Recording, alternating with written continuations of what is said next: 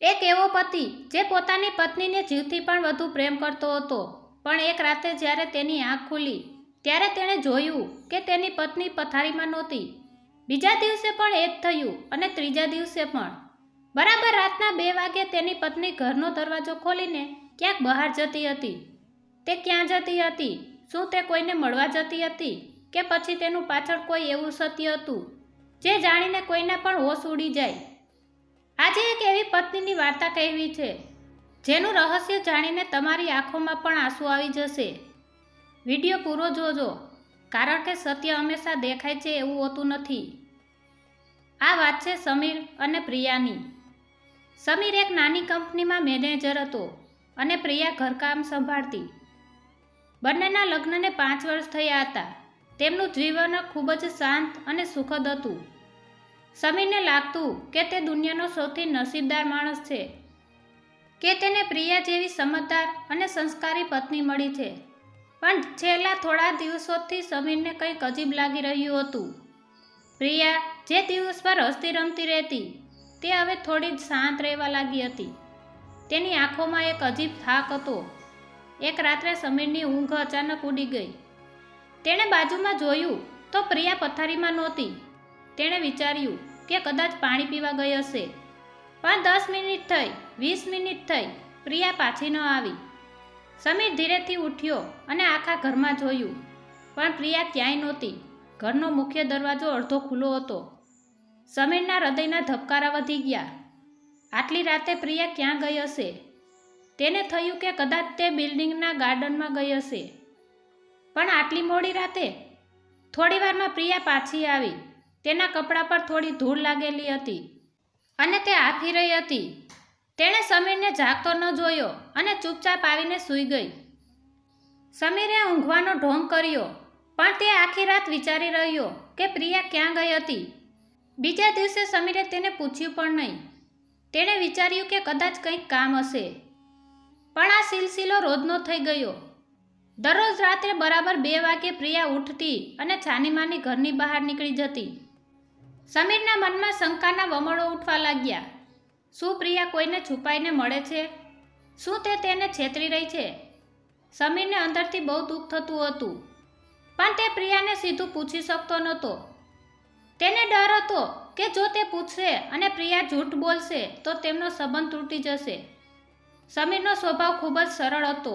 તેણે નક્કી કર્યું કે તે પોતે જ તપાસ કરશે કે પ્રિયા દરરોજ રાત્રે ક્યાં જાય છે. એક શનિવારની રાત હતી. સમીરે મનોમન નક્કી કર્યું કે આજે તે પ્રિયાનો પીછો કરશે. પ્રિયા રાબેતા મુજબ 2 વાગ્યે ઉઠી. તેણે સાવધાનીથી દરવાજો ખોલ્યો અને બહાર નીકળી. સમીર પણ 5 મિનિટ પછી તેની પાછળ નીકળ્યો. અંધારી રાત હતી. રસ્તા પર સુમસાન શાંતિ હતી. પ્રિયા ઝડપથી ચાલીને સોસાયટીના પાછળના ભાગે આવેલા એક જૂના મકાન તરફ જઈ રહી હતી. સમીરનું હૃદય જોરથી ધડકવા લાગ્યું. તે મકાન પાસે પહોંચીને પ્રિયા અંદર ગઈ. સમીર પણ દિવાલની ઓથ લઈને અંદર ડોકિયું કરવા લાગ્યો અને ત્યાં તેણે જે જોયું તે જોઈને તેની શંકા વિશ્વાસમાં બદલાવા લાગી કે કંઈક તો બહુ મોટું છુપાઈ રહ્યું છે. સમીરનું હૃદય તેના વશમાં નહોતું. તે જૂના મકાનની તિરાડમાંથી અંદર જોવાનો પ્રયત્ન કરી રહ્યો હતો. અંદર એક ઝાંખો પ્રકાશ હતો. તેણે જોયું કે પ્રિયા ત્યાં ફ્લોર પર બેસીને કંઈક કરી રહી હતી. તેની સામે કેટલીક થેલીઓ પડી હતી અને તે ઉતાવળમાં કંઈક પેક કરી રહી હતી. સમીરને લાગ્યું કે કદાચ તે કોઈ ગેરકાયદેસર કામમાં તો નથી ફસાઈ ગઈ ને? પણ પછી તેને અંદરથી રડવાનો અવાજ સંભળાયો. તે અવાજ કોઈ નાના બાળકનો હતો. પ્રિયાએ તરત જ એક થેલીમાંથી દૂધની બોટલ કાઢી અને પેલા અવાજ તરફ દોડી.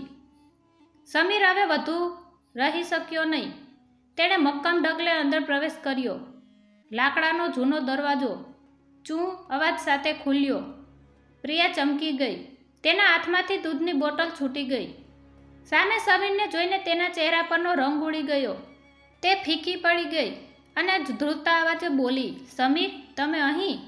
સમીરનો ગુસ્સો અને શંકા હવે ચરમસીમાએ હતા. તેણે જોરથી પૂછ્યું, હા પ્રિયા, હું અહીં જ છું. છેલ્લા કેટલાક દિવસથી હું આ જોઈ રહ્યો છું. તું આ અડધી રાત્રે અહીં શું કરે છે? આ બાળક કોનું છે? અને તું મને છેતરીને અહીં કેમ આવે છે? સમીરની આંખોમાં ગુસ્સો અને દુઃખ બંને હતા. તેને લાગતું હતું કે તેનો 5 વર્ષનો અતૂટ વિશ્વાસ આજે તૂટી રહ્યો છે. પ્રિયા થોડીવાર સ્તબ્ધ રહી ગઈ. પછી તેની આંખોમાંથી આંસુ વહેવા લાગ્યા.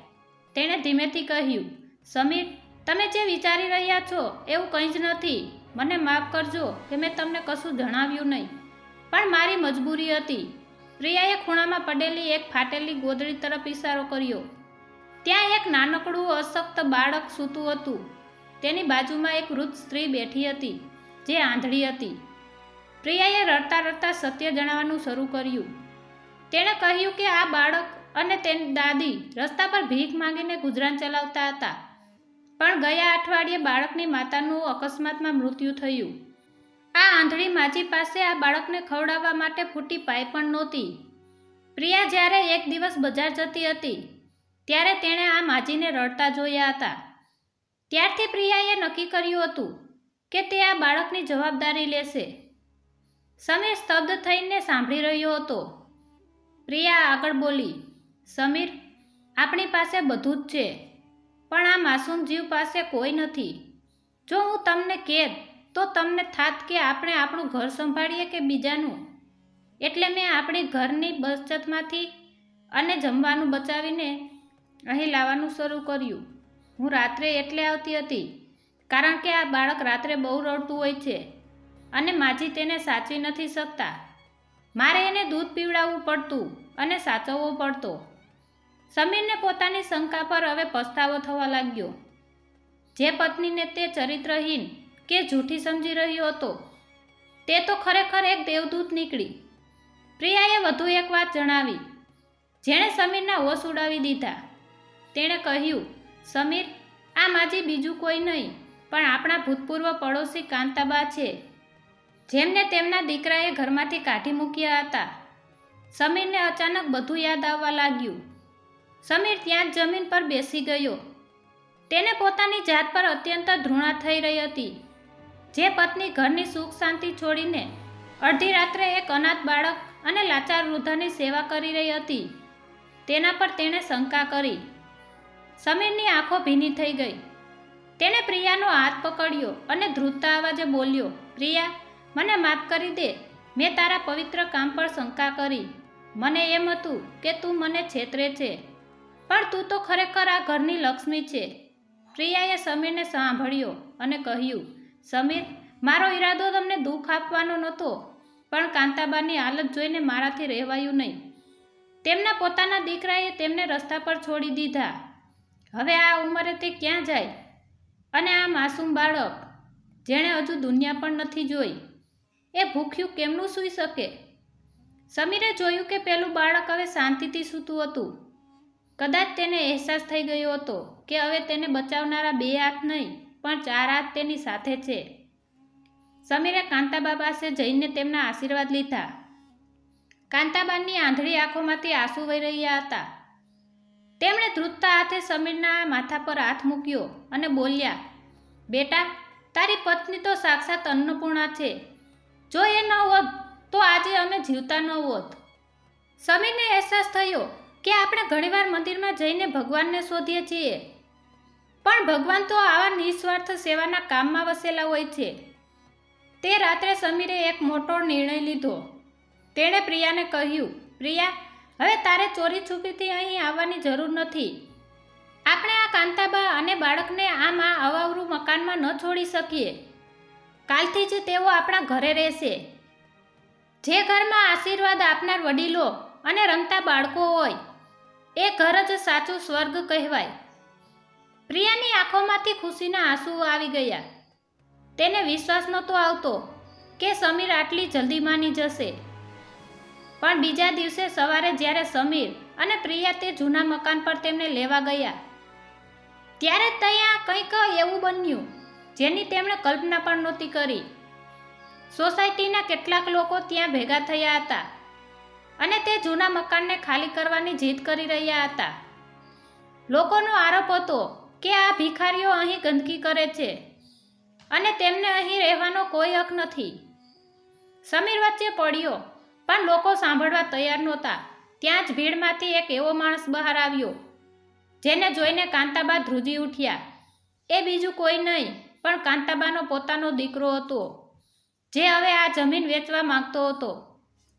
કાંતાબાનો દીકરો રમેશ લોભ અને લાલચમાં એટલો અંધ થઈ ગયો હતો કે તેને પોતાની સગીજણી માતાની લાચારી પણ દેખાતી નહોતી. તે મોટે મોટેથી બૂમો પાડી રહ્યો હતો, આ મકાન મારું છે અને મારે આ જમીન બિલ્ડરને વેચવી છે.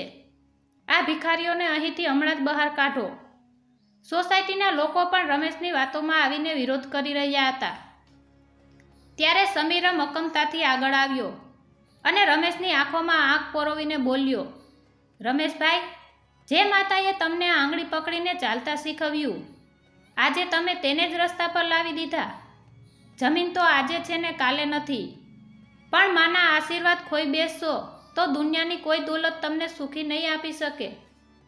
સમીરે સોસાયટીના લોકોને સંબોધીને કહ્યું, મિત્રો, આજે કાંતાબા લાચાર છે એટલે આપણે તેને ગંદકી ગણીએ છીએ, પણ યાદ રાખજો, સમય બદલાતા વાર નથી લાગતી. કાલે આપણે પણ વૃદ્ધ થઈશું. સમીરના શબ્દોમાં એટલી સચ્ચાઈ અને કરુણા હતી કે ભીડ ધીમે ધીમે શાંત થઈ ગઈ. રમેશને પણ થોડો અહેસાસ થયો, પણ તે કંઈ બોલ્યો નહીં અને ત્યાંથી ચાલ્યો ગયો. સમીર અને પ્રિયાએ આદરપૂર્વક કાંતાબા અને પેલા માસૂમ બાળકને પોતાના ઘરે લઈ આવ્યા. પ્રિયાએ કાંતાબાની સેવા કરી અને બાળકની મા બનીને તેને ઉછેરવા લાગી. સમીરના ઘરમાં જે એકલતા હતી તે હવે બાળકની કિલકારીઓ અને કાંતાબાના આશીર્વાદથી ભરાઈ ગઈ. પાડોશીઓ જે પહેલાં વિરોધ કરતા હતા, તેઓ પણ પ્રિયાની આ નિસ્વાર્થ સેવા જોઈને હવે તેમની મદદ કરવા લાગ્યા. સમીરને સમજાયું કે પ્રિયા રાત્રે ચોરી છુપીથી બહાર જતી હતી. એ તેની કોઈ ભૂલ નહોતી, પણ તેની અંદર રહેલી સાચી માનવતા હતી.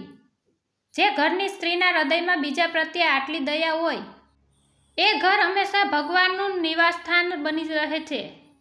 આજે સમીર અને પ્રિયા એક સુખી અને સંપૂર્ણ પરિવાર તરીકે જીવી રહ્યા છે, જ્યાં સંબંધો લોહીના નથી પણ લાગણીના છે.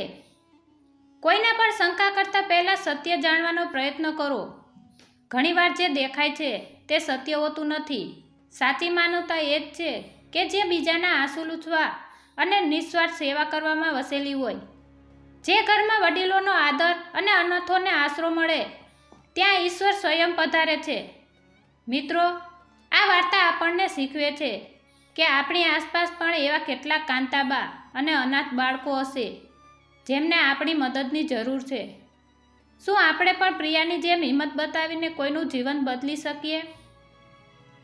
જો આ વાર્તા તમને ગમી હોય તો આ વિડીયોને લાઈક કરો અને તમારા વોટ્સએપ ગ્રુપમાં જરૂર શેર કરો. તમારી એક શેર કોઈના મનમાં માનવતાનું બીજ રોપી શકે છે. આવી જ ભાવનાત્મક વાર્તાઓ જોવા માટે અમારી ચેનલને સબસ્ક્રાઈબ કરો. આભાર.